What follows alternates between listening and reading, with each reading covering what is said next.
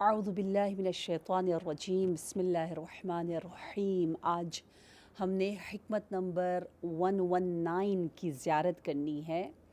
مجھے تو مثالیں بہت پسند ہے، آپ کو پسند ہے؟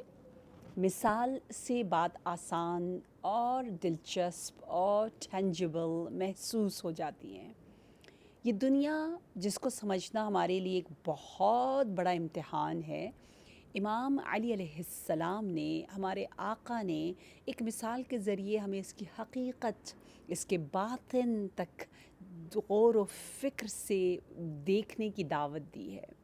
کیا خوبصورت حکمت ہے! آپ کیا فرماتے ہیں حکمت میں؟ آپ یوں فرماتے ہیں کہ مثل الدنیا کمثل الحیہ، اس دنیا کی مثال سانپ کی سی ہے۔ سنیک، سانپ، یا اچھا سانپ کیا ہے؟ سانپ کیا ایک ظاہر ہے، ایک باطن ہے، کیونکہ اس کو ہم سب سمجھتے ہیں، ہم سب نے دیکھا ہوا ہے۔ تو مولا ہمیں ایک ایسی مثال کے ذریعے سمجھا رہے ہیں جو ہم سب کے لیے ٹینجیبل ہے، سمجھ میں آنے والی ہے۔ ظاہر کیا ہے؟ مولا فرما رہے لین مسھا، جب آپ اگر اس کو ٹچ کریں تو بہت نرم ہے، جو چھونے میں نرم معلوم ہوتا ہے۔ وَالسَّمُّ النَّاقِعُ فِي جَوْفِهَا، جبکہ قاتلانہ جو بہت ہی زہریلا زہر ہے، وہ جو پوائزن ہے وہ اس کے جوف میں، اس کے بطن میں، اس کے باطن میں ہے۔ اچھا جی، یہ تو مولانا ہمیں مثال کے ذریعے سمجھا دیا کہ دنیا کی مثال کس کی طرح ہے؟ کس کی طرح ہے؟ ایک سانپ کی طرح۔ اب ہم لوگ جب دنیا کو دیکھتے ہیں، اکثر ہم میں سے دنیا کے ظاہر کو دیکھتے ہیں، جس طرح سانپ کا ایک ظاہر ہے، کلرفل، سافٹ اینڈ اٹریکٹیو۔ جس بچے کو پتہ نہیں، جو بچہ ہے، جو عاقل نہیں ہے ابھی، وہ یقیناً اس کے قریب جائے گا۔ ہم سب بڑے ہو چکے ہیں، ہمیں پتہ ہے اس کے باطن کا، تو ہم اس کے قریب نہیں جائیں گے۔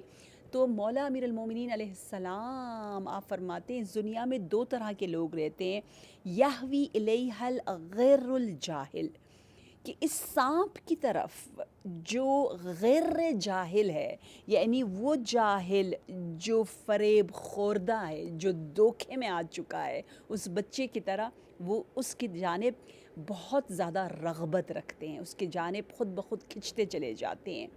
اور دوسرا گروہ کون سا ہے؟ اللہ کرے ہم اس گروہ میں سے بن جائیں جس گروہ کا ذکر مولا امیر المومنین یہاں فرما رہے ہیں کہ وَيَحْذَرُهَا ذُو اللُّبِّ الْعَاقِلِ، اور جو ہوش مند ہے، دانا ہے، وہ اس سے بچ کر رہتا ہے۔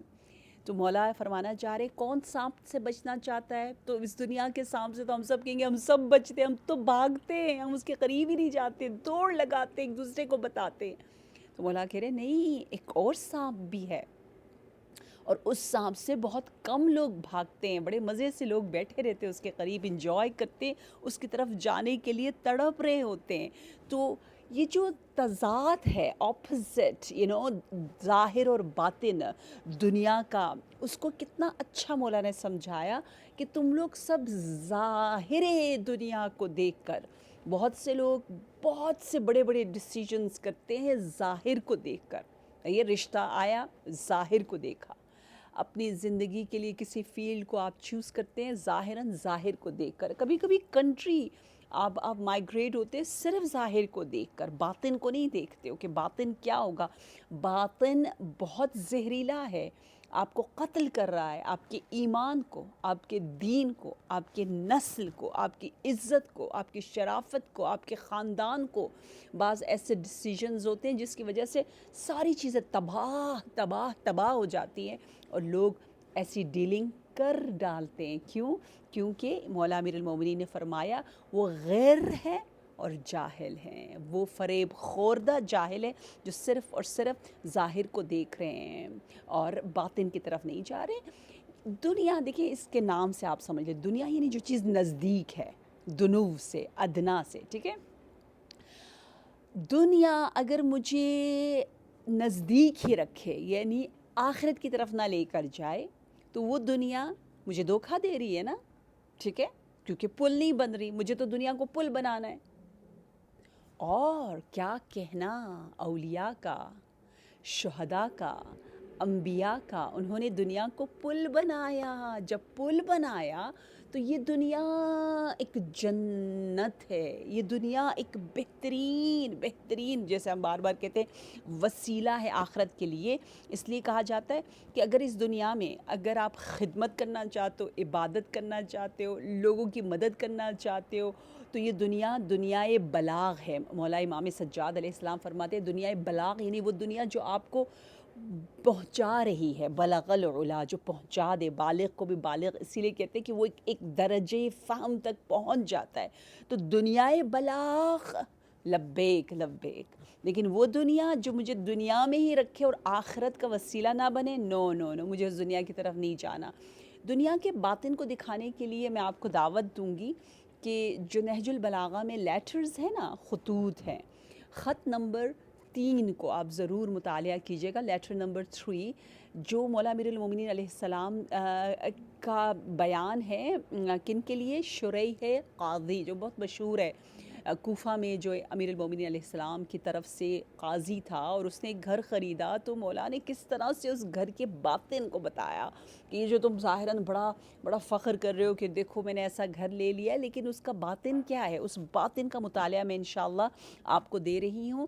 2-3 تاریخ سے میں مثالیں دیتی جاؤں. عضد الدولہ کے بارے میں ہے کہ اسے یہ خبر دی گئی کہ جو تجارت کے لیے تجار جس سفر سے جاتے ہیں، اس سفر میں کچھ ڈاکو حملہ کرتے ہیں، اور جس کی وجہ سے اب لوگوں نے تجارت میں جانا چھوڑ دیا. اب لوگ تجارت نہیں کریں گے تو آہستہ آہستہ جو ہے وہ قحطی آ جائے گی. تو حاکم نے عضد الدولہ نے کوئی چارہ اندیشی کی اور حل یوں نکالا کہ ایک کاروان کو بھیجا اور بہت سے سلطنتی لباس اور طعام، بہت سا سامان. ڈاکو آئے، حملہ کیا، دیکھا کہ کیا زبردست قیمتی لباس ہے، ان لباس کو لیا، چرا لیا.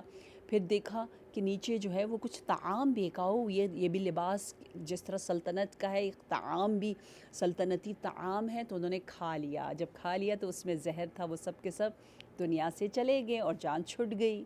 دیکھیں ہمیں بھی اس طرح سے ایک جال میں پھنسا دیتا ہے یہ دنیا، باطن اس کا کچھ اور ہے. یا یوں لکھا گیا کہ ہارون رشید کے زمانے میں اس نے کوفہ کے جو قارئان قرآن تھے اس کو خریدنا چاہا. تو ایک بہت ہی متقی قاری قرآن جس کا داؤد نام بتایا جاتا ہے، اس کو سب سے زیادہ پیسہ کہتے ہیں، ملین، ہزاروں دینار گولڈ کے کوائنز. تو لوگ سوچ رہے کہ یہ تو نہیں لے گا، یہ تو نہیں بکے گا، کیا کرے. بہت سے ٹرکس سوچے اور پھر کہا بس ہم بات ہی نہیں کریں گے، کچھ کہیں گے نہیں، اس کے سامنے صرف رکھ دیں گے. جب اتنے ہزاروں سونوں کو وہ دیکھے گا، اس کی چمک دمک کو دیکھے گا، تو وہ خود بخود ہماری طرف آ جائے گا. تو اس کے گئے، اسے باتیں کی، گپ شپ لگا رہے، اور بس صرف کھول کے سامنے رکھا. جیسے کھول کے سامنے رکھا، داؤد نے دیکھا ہی نہیں، فوراً کہا کہ مجھے بچہ سمجھتے ہو؟ تم بچے کے ساتھ آئے، بچوں کی طرح مجھے ٹافی دکھا رہے ہو، بند کرو، اٹھاؤ اس کو، جاؤ یہاں سے. وہ حیران ہو گئے، کہا کاش وہ ایک جھلک دیکھ لیتا، کاش وہ تھوڑا سا دیکھتا تو ہم اس کو وہ اس کی رنگینیاں اس کو کیپچر کر لیتی. اور اس واقعے کو سن کے مجھے وہ حدیث یاد آتی ہے جو حدیث سے قدسی ہے. اللہ تبارک و تعالی اپنے نبی سے یوں فرما رہا ہے، یا احمد لا تکن کالصبی، اے احمد بچہ نہیں بنو.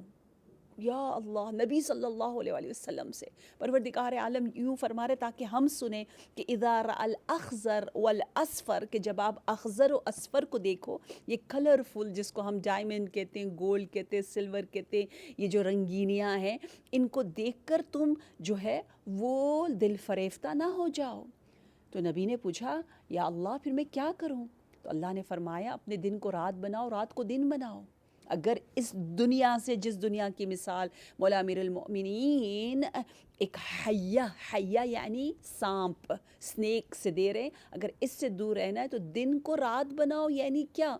یعنی دن کو روزہ رکھو، رات کو دن بناؤ، یعنی جو ہے وہ رات کو نمازیں پڑھو. لوگ رات کو سو رہے ہوتے، تم اٹھ کے نماز پڑھو، اور لوگ دن کو کھا رہے ہوتے، تم جو ہے وہ سیام سے کام لو. یہ قیام و سیام جو ہے وہ تمہیں دنیا کی دل فریبیوں سے اور دھوکے سے بچا سکتا ہے۔ اسی امید کے ساتھ کہ یہ نہج البلاغہ کی حکمتیں ہمارے جان میں پیوستہ ہو جائیں اور ہمارا ویژن دنیا کے بارے میں بالکل بدل جائے اور ہم چیزوں کو ایزی لیں انشاءاللہ، اور اس کو پل بنائے، برج یا دنیا برج ہے، اس کو ٹرولی برج بنائیں آخرت کے لیے۔ That's it. کوئی بھی برج میں نہیں سوچتا کہ میں نے یہاں سیٹل ہونا ہے۔ Bridge is just for crossing.